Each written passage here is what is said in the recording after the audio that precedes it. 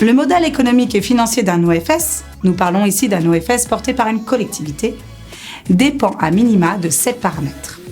Le prix d'achat du foncier, les taux et la durée des emprunts, le montant des apports en fonds propres ou en terrain, les subventions éventuelles des collectivités, les droits d'appui payés par les opérateurs, le montant de la redevance, les frais de fonctionnement.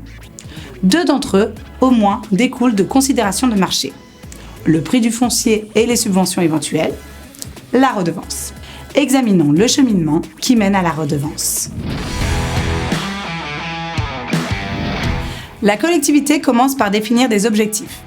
S'agit-il de favoriser l'accession à la propriété des plus modestes ? S'agit-il plutôt de créer une offre d'accession intermédiaire ? Combien de logements veut-on créer ? À quel endroit du territoire ? En principe, c'est le PLH qui fournit les éléments de réponse à ces questions. Ces objectifs sont ensuite affinés pour aboutir à des ménages cibles dont les ressources sont forcément en dessous des plafonds du PSLA. Quels sont leurs revenus et leur capacité d'endettement ? De combien d'adultes et d'enfants sont-ils composés ? Quels logements recherchent-ils et où ? Ces données vont permettre de définir précisément les budgets disponibles pour l'achat d'un logement. On va ensuite les comparer aux offres du marché dans les tailles de logements et les situations recherchées. Rappelons que la différence entre un logement abordable et un logement inabordable peut se jouer à quelques centaines d'euros au mètre carré et que les logements ne se vendent pas au mètre, mais à l'unité. Le logement est dans le budget ou il est hors budget. Il est probable que ces offres disponibles soient trop chères. Mais il se peut aussi que les ménages soient prêts à faire un effort en se rabattant sur un logement plus petit, moins confortable ou une situation moins favorable.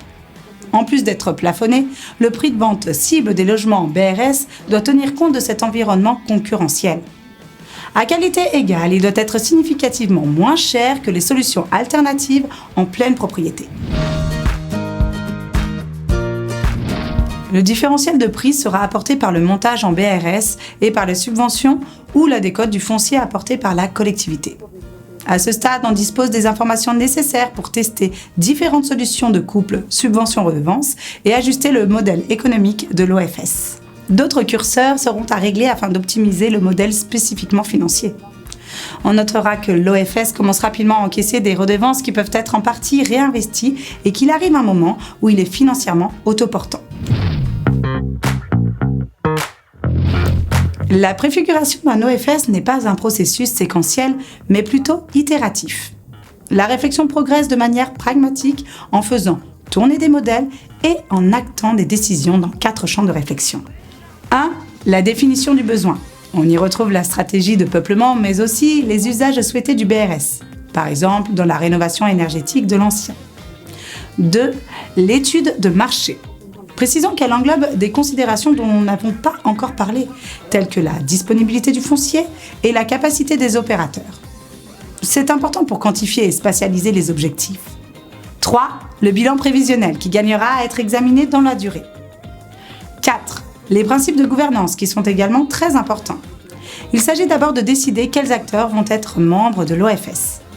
Prévoir que les principaux apporteurs de foncier en fassent partie, par exemple, peut être judicieux. Le choix de la forme juridique ne doit pas être laissé au hasard. Elle doit notamment permettre d'exercer les activités prévues avec le régime fiscal adéquat.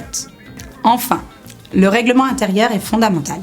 Il définit en particulier les modalités applicables aux opérations futures telles que le prix auquel l'OFS achètera le foncier, les barèmes de prix de vente, les règles de fixation de la redevance et le calcul du prix de revente.